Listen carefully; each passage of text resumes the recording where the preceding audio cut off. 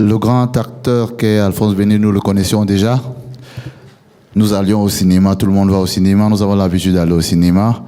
La première remarque qu'on fait, c'est une appréciation d'abord.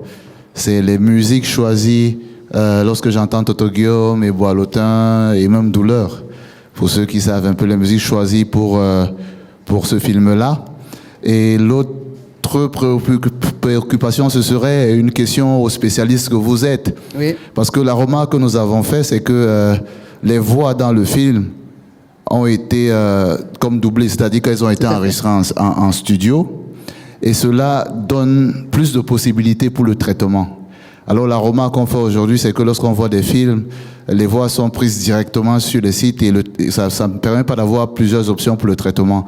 Alors la question serait aux spécialistes qui sont là, pourquoi le choix de ne pas aller en post-production refaire les voix pour avoir une qualité encore meilleure? Donc vous trouvez que pour ce genre de doublage, c'est plutôt bien pour le cinéma? C'était très efficace parce que ça donne plus d'options. On peut aller plus loin, on peut créer d'autres émotions qu'on ne peut pas obtenir de façon naturelle. Parce que là, on parle du son, nous, on fait un peu dans le son. Je pense qu'aller en studio, en post-production, ça donne plusieurs autres options. D'accord. Et vous avez vu l'utilisation des musiques? Oui. Qu'est-ce que ça vous a fait? Qu'est-ce que vous pensez qu'on puisse faire pour les autres, enfin, proposer cette utilisation de la musique africaine, camerounaise, dans des films camerounais?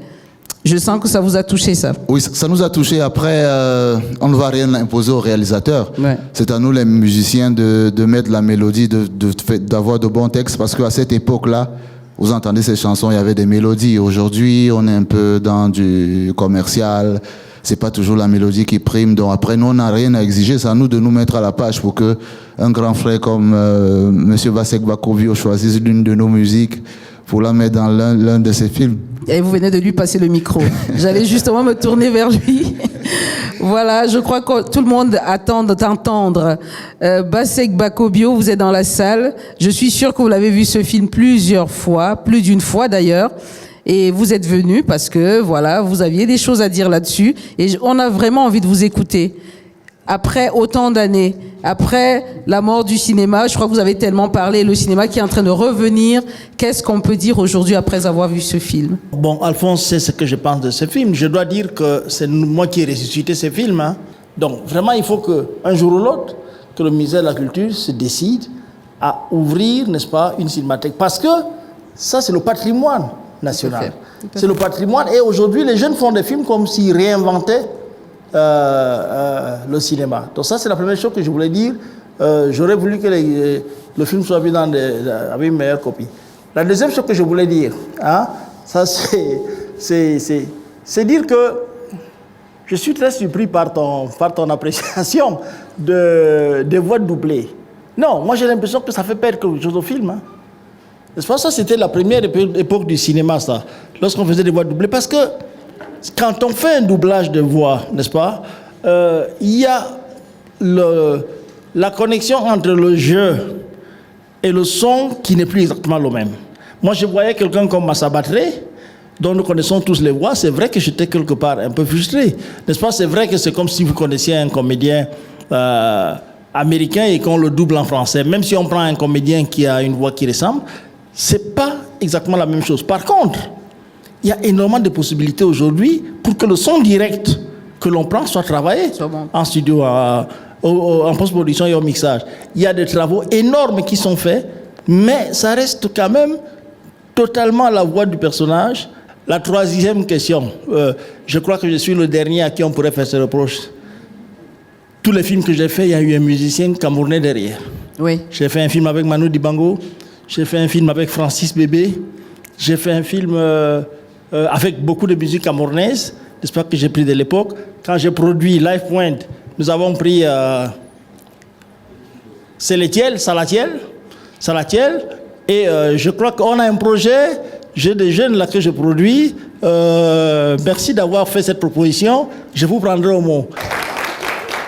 Merci beaucoup, Bassek. Je pense que tout à l'heure, tu reprendras le micro. Ok. Et merci pour cette réaction. Oui, je pense que les musiques, les vôtres, comme celles qu'on a jouées tout à l'heure, comme celles que vous avez toujours jouées, trouveront leur place dans nos films. Et comme il a dit, ce sera maintenant à la manière dont nous allons négocier les choses. Et ça me fait me retourner donc vers notre réalisateur, acteur. Tout à l'heure, on a dit que le doublage, moi j'ai failli dire, est-ce que c'est la prise de son qui a fait que vous décidiez de doubler en français parce que le film était en français? Mais vous avez quand même fait un doublage en français. Et nous, on a l'habitude des doublages en d'autres langues. Est-ce que c'est voulu pour avoir des voix occidentales, parce que c'est un film presque occidental? Ou alors, voilà, est-ce que c'est parce que la prise de son était mauvaise, ou alors elle était bonne, mais vous avez décidé de prendre des voix occidentales? Non, c'est-à-dire, le film, je vais dire une chose, c'est le premier film camerounais tourné en cinémascope 35 mm. Le film est en 35 mm. Et il y a beaucoup d'extérieurs, on ne peut pas faire le son synchrone en extérieur. On est obligé de passer en studio après. Et vous avez vu que la plupart des acteurs qui parlaient, on ne pouvait pas le doubler ici, à l'époque. Ouais. Le matériel en 35 mm est très très lourd. Et on a mis 7 semaines pour tourner ce film. 7 semaines. 7 semaines, c'est presque 2 mois. Oui, presque 2 mois pour tourner ce film. Et la post-synchronisation a été faite à Paris. C'est parce que c'était très lourd, c'était un peu trop cher, qu'on a décidé donc de faire une... Est-ce que c'est pour ça qu'on a décidé de faire le doublage? c'est Moi, pas- je voulais savoir, est-ce que la prise de son, au départ, avait eu un problème ou pas du tout? Non, ça n'avait Non. pas de problème, Ça tout avait pas de simplement parce que c'est un extérieur. La plupart des séquences du film ont été tournées en extérieur. D'accord, ok. Donc on ne peut C'est pas vrai que- faire le son synchrone en ce moment-là. Tout à fait, C'est pas je possible. comprends. Mais écoutez, c'est très... Moi, j'ai trouvé ça, avec le nombre de scènes qu'il y a eu, c'est un coup de maître. Et j'imagine que vous avez eu un budget énorme. Oui, c'est un film qui a coûté trop cher.